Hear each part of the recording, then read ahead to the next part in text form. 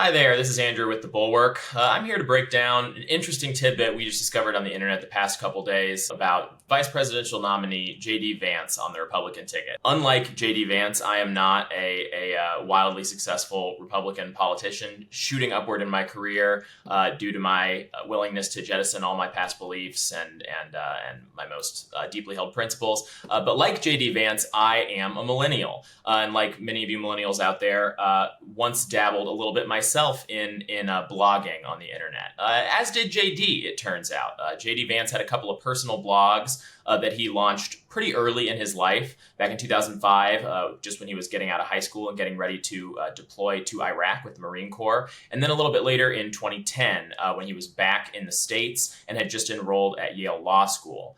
Now, basically launched these as just kind of personal blogs to kind of mark interesting moments in his life. He didn't really keep up with them very well. He only put a couple posts on each one, but they're still kind of interesting historical artifacts, particularly because on the second blog, the later blog, which he called The Hillbilly Elite, kind of foreshadowing his book there, that he was already in the process of writing, he started dabbling in some political writing. And it's interesting to kind of look back at this very early kind of proto JD as a political writer who is wildly different from the JD Vance that you see on the campaign trail today. You've probably heard a lot about the things that JD said about Donald Trump during his hillbilly elegy days. I'm a never Trump guy. I never liked him. It makes you think that at a fundamental level, this is sort of a he said, she said, right?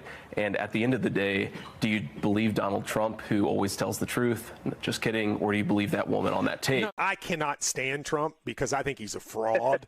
Well, I think he's a total fraud that is exploiting these people, who is a total fraud. But even before that, in his kind of earliest political writing, a very far cry from the America First movement he's attached himself to now.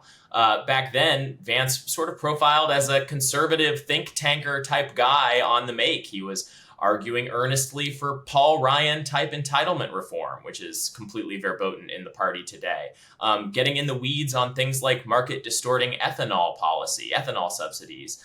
He was recommending blogs from guys all across the political spectrum. He was saying he read every day Andrew Sullivan, Matt Iglesias, Paul Krugman. He was a guy who's just kind of plugged in very kind of earnestly and in sort of a starry-eyed way, just wanted to get down in the weeds of the policy debates of the early 2010s. By the time the 2012 presidential cycle rolled around, JD had kind of lost interest in his personal blogs, but by then he was starting to crop up in different places around the conservative blogosphere. He's writing for David Frum over at his Frum Forum website, over for a different place called the Center for World Conflict and Peace. And during that 2012 primary, he had a lot of interesting things to say about John Huntsman, the Republican running for president at that time, who was his pick. He argued that his moderate style was hiding some real conservative policy beliefs on low taxes and free markets and balanced budgets. Later on, when the primary fight was down to Mitt Romney, Rick Santorum, and Newt Gingrich, Vance wrote a post lamenting that other candidates who would be better suited to unite the party hadn't gotten into the race. He mentioned Mitch Daniels, Paul Ryan, Jeb Bush, even Chris Christie, all guys who you would not be able to enthusiastically support today in J.D. Vance's Republican Party without maybe getting run out of the room as a rhino. So, of course, it's fun and easy to pick on the hypocrisy, or at least the flip-flopping, of a guy like Vance, who used to be a big Paul Ryan fan and is now the major domo of Donald Trump's Republican Party that has kicked guys like Paul Ryan completely out of it. But the most interesting thing about these blogs is seeing JD write about the things that drew him to conservatism in the first place, what he thinks is like really what really matters to him.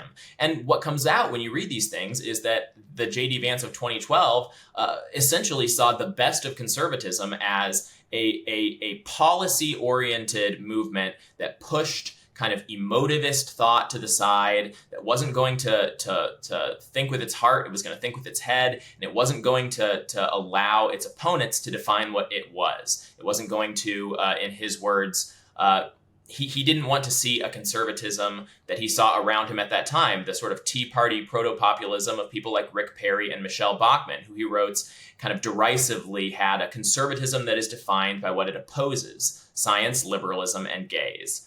Now, Vance goes on to write about what kind of conservatism he felt drawn to. He said he had become a conservative after reading Robert Bork's book Slouching Toward Gomorrah. It critiqued the modern left's, quote, substitute spiritual movement in the absence of religious faith.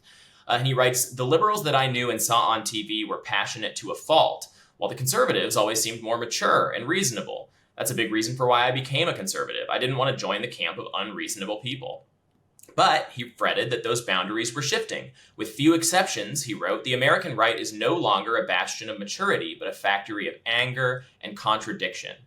And it's interesting to contemplate what that J.D. Vance, writing in 2012, his whole career in front of him, very focused on policy, very focused on kind of a conservatism that could unite the country by showing this vision forward. It's interesting to imagine what he would see in the Republican Party of today, what he would make of a conservatism that more than ever now is defined by what it opposes, a whole movement dedicated to basically nothing except for owning the libs, a whole movement that is much more so than ever, even today, a factory of anger and contradiction. And it would be interesting to know what a guy like the 2012 version of J.D. Vance would make of a guy like the 2024 version of J.D. Vance, who has risen to the very top of his party, essentially by being more willing and enthusiastic than anybody else to channel that id, to spearhead that push, that angry push against the left, to deride vast swaths of Americans as, bitter old cat ladies who shouldn't be hardly allowed to vote. It would be interesting to be able to get 2012 J.D. Vance and 2024 J.D. Vance in a room, just see what happens. It'd be fun to be a fly on the wall for that conversation. That's all I got for you today. You can read more about all this in Morning Shots today up at thebulwark.com. Thanks for listening.